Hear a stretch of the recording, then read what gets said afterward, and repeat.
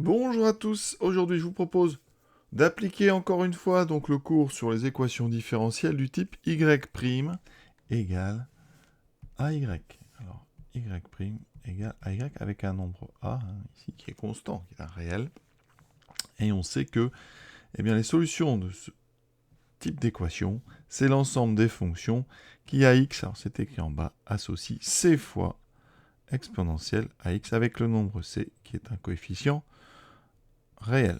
On appelle une constante réelle. Donc, pour appliquer ça, on l'a déjà fait précédemment, on va tout simplement mettre l'équation sous une bonne forme, sous la forme y' égale AY. Donc, on est parti tout de suite, vous allez voir, c'est très simple, vraiment. Il faut juste transformer donc notre équation ici, E, c'est y' plus 1 demi de y égale 0. Ce n'est pas la bonne forme, puisque à gauche, je n'ai pas seulement y', donc je vais transformer mon équation E, donc est équivalente à y' égale moins 1 demi de y. Voilà. Et là, on est bien dans le cadre du cours avec un a qui vaut moins 1 demi. Donc, on va le dire. Donc, E est une équation. Donc, on va tout écrire. Différentielle. Du type. Donc là, vraiment, on se met dans le cadre. Y' égale AY. Avec A qui est égal à moins 1 demi. Là, on peut appliquer le cours. Les solutions. Donc,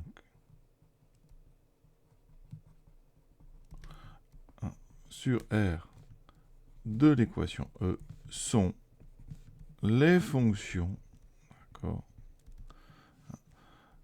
de la forme x associe donc c fois exponentielle. Alors ax, donc a vaut 1 demi, donc moins 1 demi de x avec c qui décrit l'ensemble des réels. D'accord?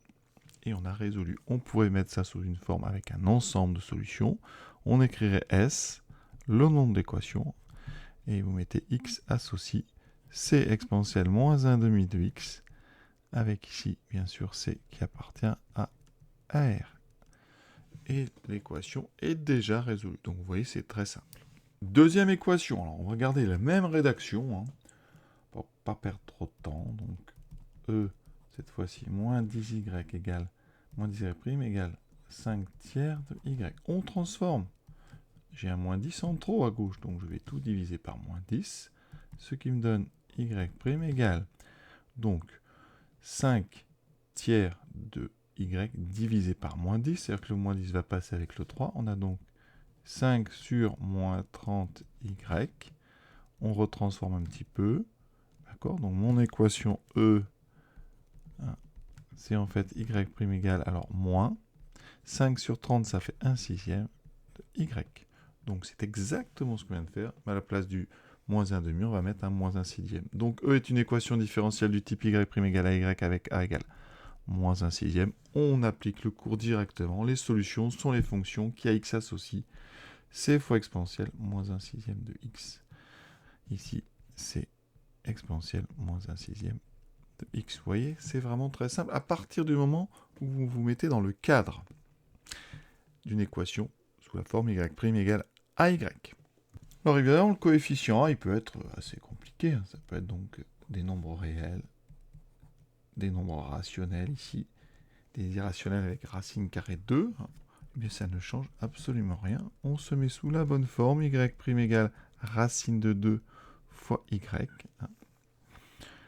Et donc, on a bien une équation différentielle du type y' égale à y avec a égale racine de 2.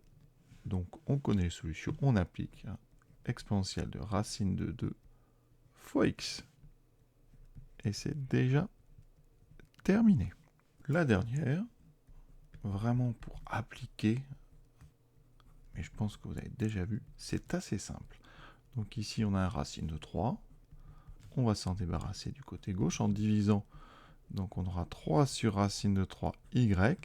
Alors 3 sur racine de 3, si je multiplie en haut et en bas par racine de 3, ça me donne 3 racines de 3 en haut sur racine de 3 fois racine de 3, donc 3 en bas. Les 3 se simplifient, il me reste racine de 3. Vous voyez donc mon équation. C'est donc y' égale racine de 3y. Donc j'ai bien une équation du type y' égale a fois y avec a égale racine de 3. Et donc directement, je peux trouver les solutions. C'est une fonction qui a x associe c fois exponentielle racine de 3x, avec c un nombre réel.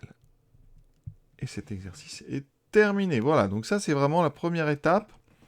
La suite, ça va être d'imposer une condition. On va chercher une solution, telle que f de 1 égale 4 ou f de 0 égale 2. Donc ça s'appelle le problème des conditions initiales. Et donc c'est ce que je vous invite à faire dans la suite de cette série sur les équations différentielles. À très bientôt.